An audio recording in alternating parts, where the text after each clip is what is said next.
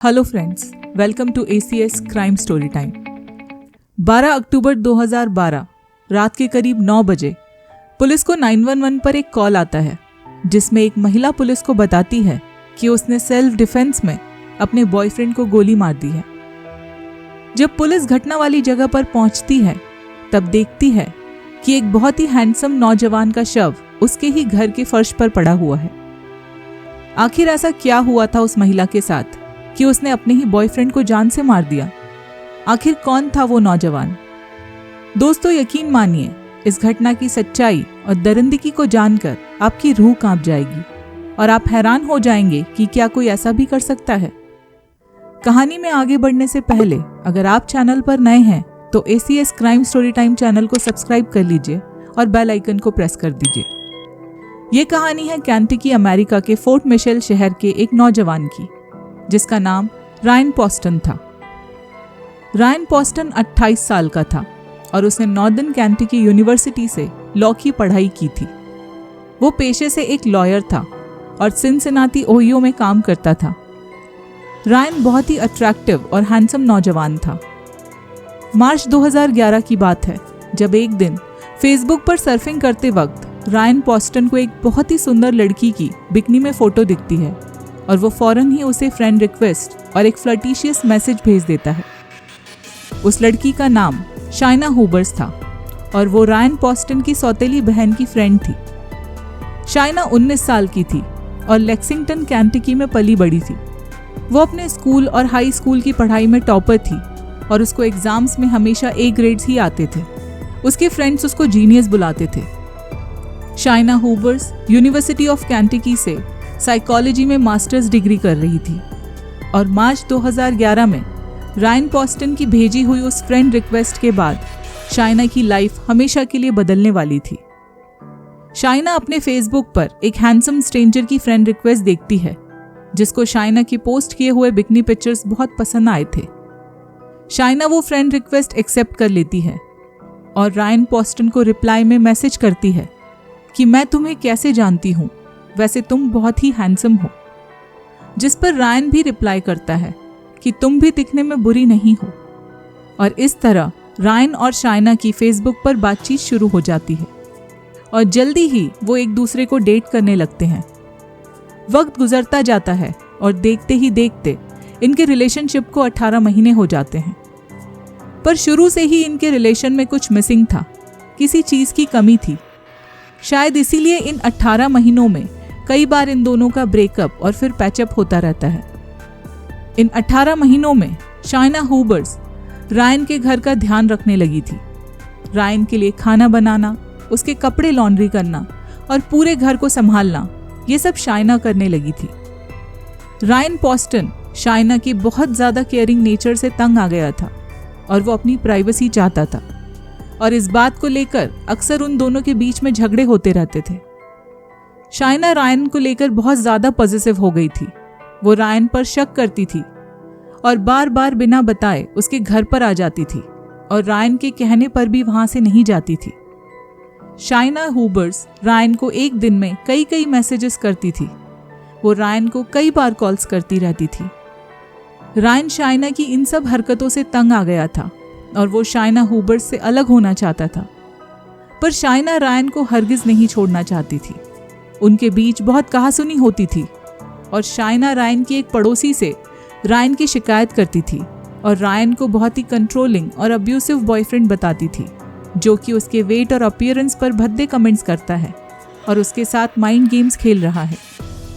Ryan के दोस्तों को लगता था कि शाइना रायन को लेकर बहुत ही ज़्यादा ऑब्सेस्ड है, क्योंकि वो बिना बताए कभी भी रायन के घर आ जाती थी और घंटों बाद भी रायन के कहने पर भी वहाँ से नहीं जाती थी।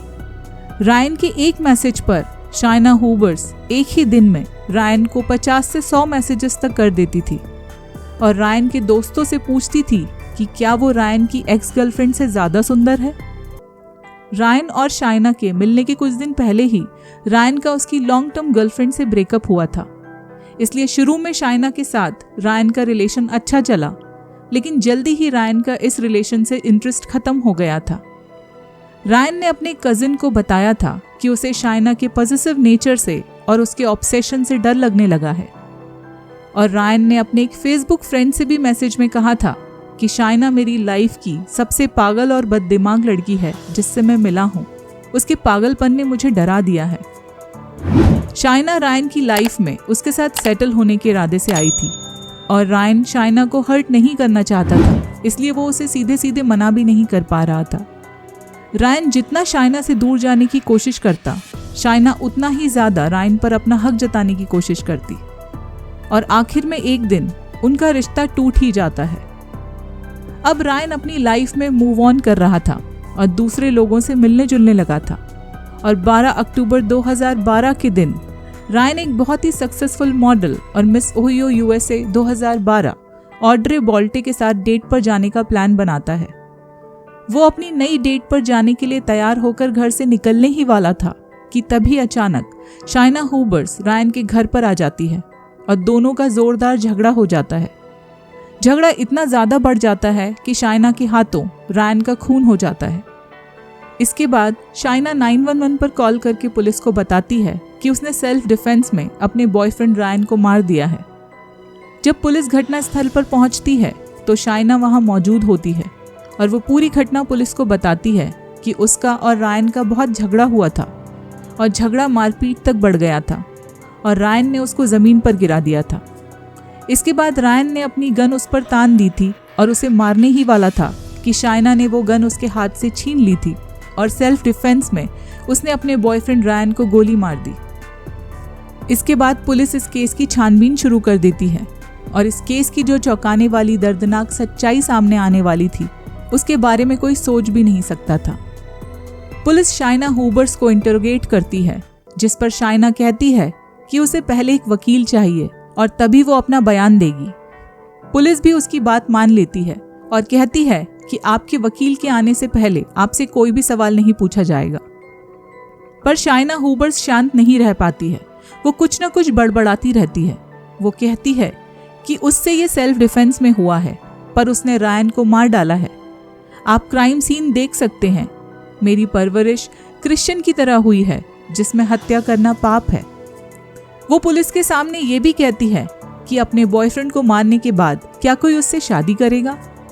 पुलिस ऑफिसर्स भी उसके लगातार बोलने से थक जाते हैं और ब्रेक लेने के लिए रूम से बाहर आ जाते हैं और अकेले में शाइना एकदम चुप हो जाती है और गाना गाने लगती है, डांस करने लगती है।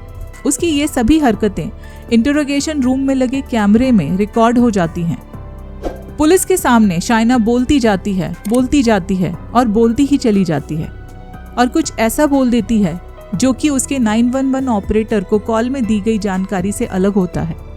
शाइना ने पहले बताया था कि रायन ने उस पर गन तान रखी थी और उसने वो गन रायन के हाथों से छीनी थी, पर अभी उसके मुंह से ये निकल जाता है कि वो गन उसने टेबल से उठाई थी और तब उसने रायन को एक के बाद एक 6 गोली मार दी थी। शाइना का कहना था कि एक गोली लगने के बाद रायन तड़प रहा था और वो उसे मरते हुए नहीं देख सकती थी, इसलिए उसने उसे 5 गोली और मार दी जिससे वो जल्दी मर जाए। शाइना कहती है कि रायन की हालत बहुत खराब थी और वो जानती थी कि वो मरने वाला है और उसका चेहरा पूरी तरह से खराब हो चुका है। वो पुलिस को बताती है कि रायन उस तरह का व्यक्ति था जो कि अपने चेहरे की खूबसूरती बढ़ाने के लिए अपनी नाक की सर्जरी कराना चाहता था और उसने उसको वहीं गोली मार दी और उसे वो नोज जॉब दे दिया जो वो हमेशा से चाहता था। ये सब सुनकर पुलिस ऑफिसर्स भी चौंक जाते हैं और इसके बाद पुलिस को शाइना पर शक हो जाता है।